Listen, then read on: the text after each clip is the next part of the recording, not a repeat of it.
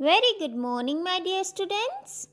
Students, as we are studying about stars and the solar system, and in our previous lecture, we have discussed about constellations. What are constellations? A group of stars which form recognizable shape or pattern are called constellations. Stars का एक group जो क्या बनाए, एक shape बनाए जिसे हम recognise कर सकें किसी चीज़ के साथ। सिमिलरली उसकी शेप बन रही हो, जैसे कोई डब्ल्यू की शेप में बन रहा है, कोई बेयर शेप में बन रहा है। ठीक है, हमने इसके बारे में डिटेल में डिस्कस किया था और अलग अलग तरीके के कॉन्स्टलेशंस को डिस्कस किया था। So students, our today's topic is the moon. Today we are going to discuss about the moon. The moon is the only natural satellite of the earth and is our nearest neighbor in space. तो बच्चों, आप जानते भी हो पहले से कि जो मून है वो क्या है, एक नेचुरल सैटेलाइट है अर्थ की। नेचुरल सैटेलाइट यानी कि बच्चों, सबसे पहले सैटेलाइट क्या होती है? सैटेलाइट होती है बच्चों any celestial body which revolves around planet. कोई भी सेलेशियल बॉडी और हेवनली बॉडी जो क्या करे, प्लैनेट के अराउंड रिवॉल्व करे। अब जो मून है बच्चों, वो किसके अराउंड रिवॉल्व करता है? अर्थ के ना।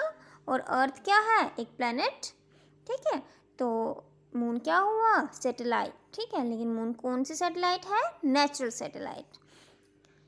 It is the brightest object in the sky next to the sun. और ये बहुत ही चमकीला ऑब्जेक्ट है। The surface of the moon is rugged. बच्चों, जो मून की सरफेस होती है वो रग्ड होती है। रग्ड यानी कि ऊबड़ खाबड़। It is made of very large craters. और इस पर बहुत ज़्यादा क्रेटर्स हैं। क्रेटर्स क्या होते हैं? खड्डे, डीप डिप्रेशन और होल्स, यानी कि बाउल शेप्ड के डीप डिप्रेशंस पड़े हुए हैं मून के सरफेस पे। And very high mountains. It has no atmosphere and hence no life on it. Moon पे कोई एटमॉस्फेयर नहीं है, जैसे हमारे अर्थ का वातावरण है वैसा वातावरण नहीं है मून पे, इसीलिए वहाँ पे लाइफ पॉसिबल नहीं है। Its gravitational pull is 1/6 that of the earth. और जो मून का ग्रेविटेशनल पुल है ना, वो क्या है? 1/6 अर्थ के, यानी कि जितना ग्रेविटेशनल पुल अर्थ पे है उससे 1/6 है मून पे। ग्रेविटेशनल पुल क्या होता है बच्चों? आपको पता ही होगा। जो हमारी अर्थ में चीज़ों को अपनी तरफ खींचने की जो पावर है वो क्या है? Gravitational pull. लेकिन मून पे जो है ये बहुत बहुत कम होती है, यानी कि अर्थ से 1/6 में होती है। तो सोच लो कितनी कम होती है। तो जैसे आपने सुना होगा मून वॉक, जब हमारे एस्ट्रोनॉट्स जाते हैं मून पे तो वो वहाँ पर जो है ऐसे नॉर्मल वॉक नहीं कर सकते हैं, मून वॉक करते हैं। क्यों? क्योंकि वहाँ पे ग्रेविटेशनल पुल नहीं है। अगर वो नॉर्मल से जंप भी लेते हैं ना तो वो बहुत ज़्यादा ऊपर हाइट में पहुँच जाते हैं। ठीक है, इसलिए वहाँ पे क्या किया जाता है? बिल्कुल पाँव घसीट घसीट के चला जाता है। ठीक है, तो next, the moon always present it same face towards the earth. जो मून होता है वो, उसका जो फेस होता है ना अर्थ की तरह, वो हमेशा वही फेस रहता है। जो मतलब जैसे देखो, ये अर्थ है, ठीक है, और ये मून है, तो अर्थ की तरफ हमेशा मून का ये फेस रहेगा। भले ही वो कहीं पे भी रिवॉल्व, मतलब जब वो रिवॉल्व करे तो उसका जो फेस है वो यही रहता है। जो फेस यहाँ पर था वो रिवॉल्व करते करते यहाँ पर आया मून, तो भी यही फेस, यहाँ पर पहुँचेगा तो भी यही फेस। ठीक है, मून जो है अपना, ऐसा नहीं है कि जब रिवॉल्व किया तो इसकी बैक साइड जो है फ्रंट में आ जाएगी, ऐसा नहीं होता है। जो यहाँ पर इस वक्त अर्थ की तरफ है ना, यही फेस रहता है। ठीक है,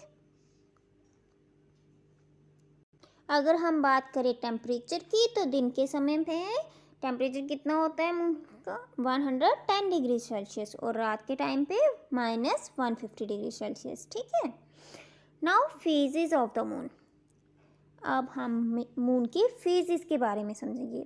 एज यू ऑल नो बच्चों, मून जो है अपनी शेप चेंज करता है। ऐसा नहीं है कि वो गोल है तो वो गोल ही दिखता है हमें पूरे 30 डेज।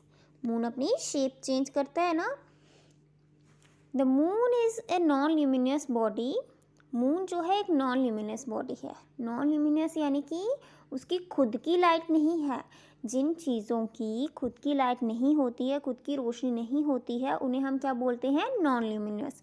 अगर हम बात करें सन की तो वो कौन सी बॉडी है? ल्यूमिनस, क्योंकि उसकी जो लाइट है वो खुद की है, ठीक है। और जो मून है वो कैसे चमकता है? जो सूरज की रोशनी पड़ती है ना, उससे वो चमकता है, ठीक है। It has no light of its own. It only reflects the light of the sun falling on its surface. वो कैसे चमकता है? जो लाइट उसकी सन से उसके सरफेस पे पड़ती है, मून की सरफेस पे पड़ती है, उससे वो चमकता है, ठीक है। When this reflected light reaches the earth, we see the moon. और ये जो रिफ्लेक्टेड लाइट जो है जब अर्थ पे पहुंचती है तो हमें क्या दिखाई देता है? Moon. Only that part of the moon is visible. और हमें मून का वही पार्ट दिखाई देता है जो सनलाइट को रिफ्लेक्ट करेगा, ठीक है। और जो बाकी का पार्ट होता है मून का वो हमें नहीं दिखाई देता है, यानी कि जितने से मून का जितना सा पार्ट जो है लाइट को रिफ्लेक्ट करेगा हम सिर्फ उतना ही देख पाएंगे। इसीलिए हमें मून जो है वो हमेशा सेम शेप में नहीं दिखता है बच्चों। On the new moon day the moon is between the sun and the earth. और जब न्यू मून डे होता है, न्यू मून डे किस दिन होता है बच्चों? अमावस्या की जो रात होती है ना, उसे हम बोलते हैं न्यू मून डे, ठीक है। मून जो है वो सन और अर्थ के बीच में होता है, इसलिए जो रिफ्लेक्टेड लाइट होती है मून से वो अर्थ तक पहुंचती ही नहीं है, और इसलिए हमें उस दिन चांद नहीं दिखाई देता है, और इस दिन इसलिए अंधेरा होता है, यानी कि अमावस्या होती है, ठीक है। देखो अब मैं आपको बिट समझाती हूँ। अगर ये जो है अर्थ है, ठीक है, ये मून है, और ये हम सन ले लेते हैं, ठीक है। अब मून रिवॉल्व करता है अर्थ के अराउंड, यानी कि मून इस तरह से जाएगा, यहाँ से ऐसे करके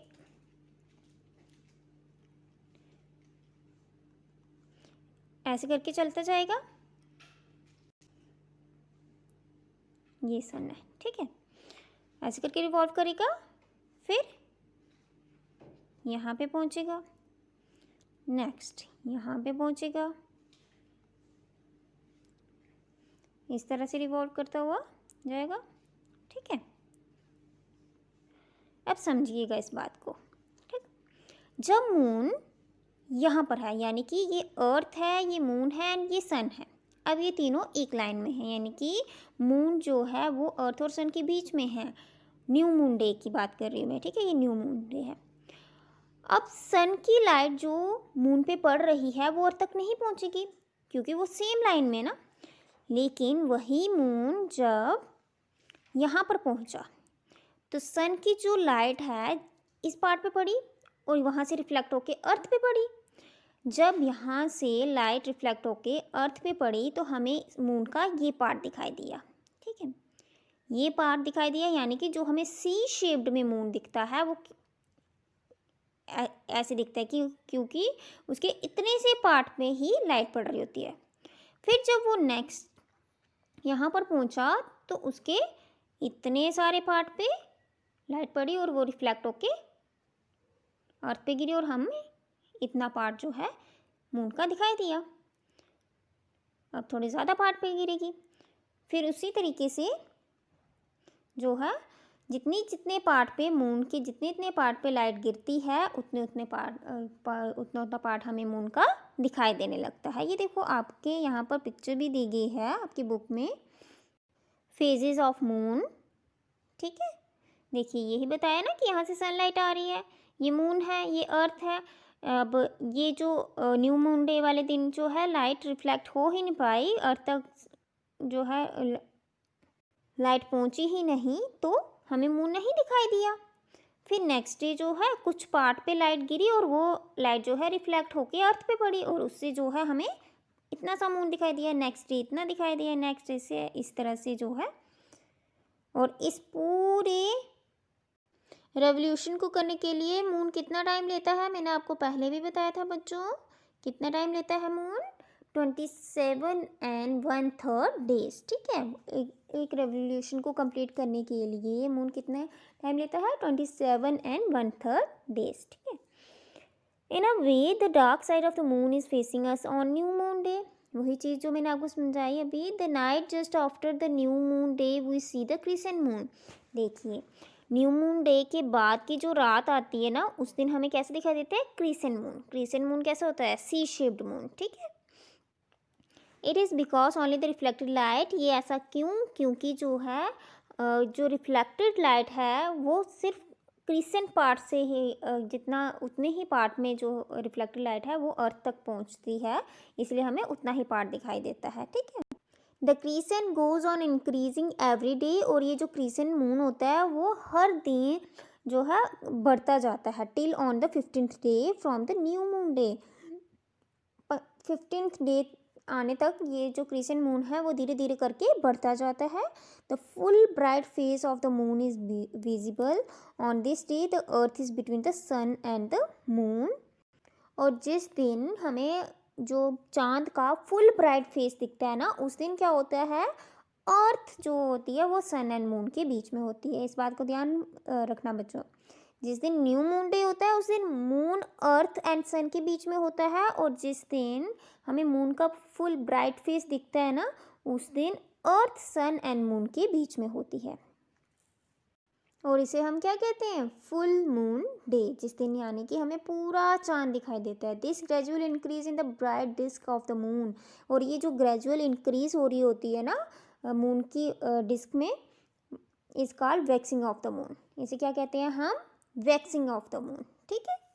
after the full moon the bright disc of the moon goes on decreasing every night, और फुल मून के बाद जो ब्राइट डिस्क होती है मून की वो हर रात को कम होना स्टार्ट हो जाती है। This decrease in bright disc of the moon is called waning of the moon, और ये जो डिक्रीज आता है मून की ब्राइट डिस्क में उसे हम कहते हैं वेनिंग ऑफ द मून। अब बच्चों यहाँ पे ध्यान रखना, जो न्यू मून के बाद इंक्रीज आई ना मून की ब्राइट डिस्क में, उसे हमने कहा वैक्सिंग ऑफ द मून, और जो डिक्रीज आता है उसे हम कहते हैं waning of the moon. By another 15 days new moon is formed, और फुल मून के बाद 15 दिन बाद क्या आ जाता है? न्यू मून, ठीक है। यानी कि पूर्णिमा की रात के बाद 15 दिन बाद क्या आ जाता है? अमावस्या की रात। This waxing and waning of the disc of the moon as the moon revolves around the earth is called phases of moon. और ये जो वैक्सिंग और वेनिंग हुई मून की डिस्क में, जब मून रिवॉल्व करता है अर्थ के अराउंड में, उसे हम कहते हैं phases of moon. Phases of moon किसे कहते हैं? This waxing and waning of the disc of the moon. जो वैक्सिंग एंड वेनिंग होती है मून की डिस्क में, जब मून रिवॉल्व करता है अर्थ के अराउंड, उसे हम कहते हैं फेजेस ऑफ मून, ठीक है। The moon revolves around the earth as the earth moves around the sun, और जो मून है वो किसके अराउंड रिवॉल्व करता है? अर्थ के, जैसे अर्थ जो है वो सन के अराउंड रिवॉल्व करती है। In the same way the moon revolves around the sun along with the earth.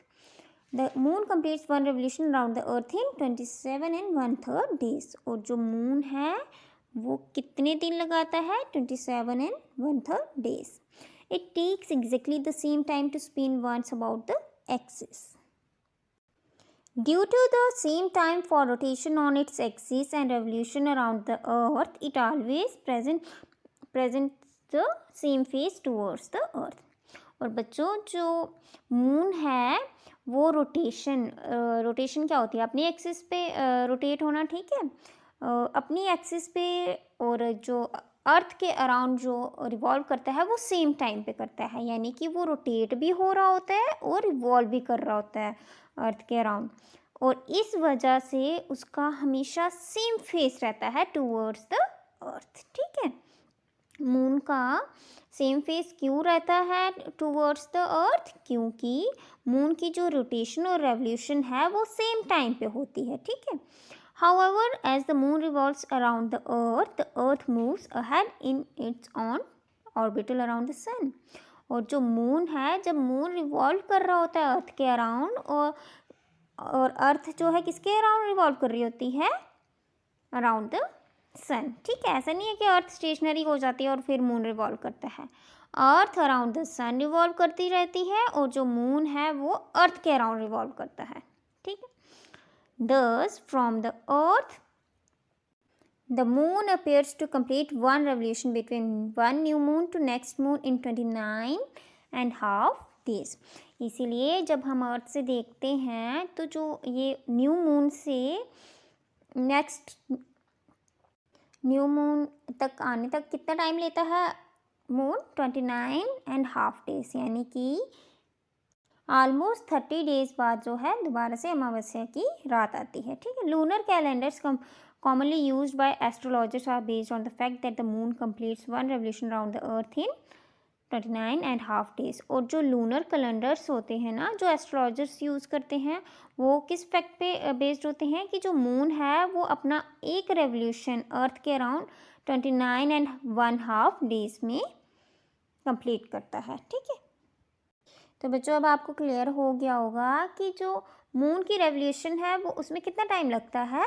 27 1/3 days. लेकिन अर्थ से हमें एक कंप्लीट रेवोल्यूशन अगर हम अंदाज़ा लगाएं तो वो हमें कितना लगता है? 29.5 डेज। क्योंकि जो एक न्यू मून मतलब एक अमावस की रात से दोबारा से अमावस की रात तक पहुंचने तक कितने दिन? ऑलमोस्ट 30 डेज लगते हैं ना। 30 दिन बाद अमावस की रात आती है। तो इसीलिए जो लूनर कैलेंडर्स हैं जो कि एस्ट्रोलॉजर्स यूज़ करते हैं वो 29.5 डेज लेते हैं मून के एक रेवोल्यूशन के लिए। ठीक है। उनके अकॉर्डिंग क्या है कि जो मून है वो अपना वन रेवोल्यूशन कंप्लीट करने के लिए 29.5 डेज लेता है। ठीक है। सो स्टूडेंट्स, आज की क्लास में हमने मून के बारे में डिस्कस किया। फेजेस ऑफ मून क्या कितने होते हैं, आई मीन कैसे होते हैं, क्यों हमें न्यू मून डे में मून जो है बिल्कुल नहीं दिखाई देता, और फुल मून डे वाले दिन जो है मून हमें क्यों फुल दिखाई देता है। नेक्स्ट क्लास में हम डिस्कस करेंगे प्लैनेट्स के बारे में। हम डिस्कस करेंगे कि पहले सोलर सिस्टम में कितने प्लैनेट्स थे और अब हमारे सोलर सिस्टम में कितने प्लैनेट्स हैं, कौन कौन से प्लैनेट पे लाइफ पॉसिबल है और कौन कौन से पे नहीं। So that's all for today. Thank you and have a nice day.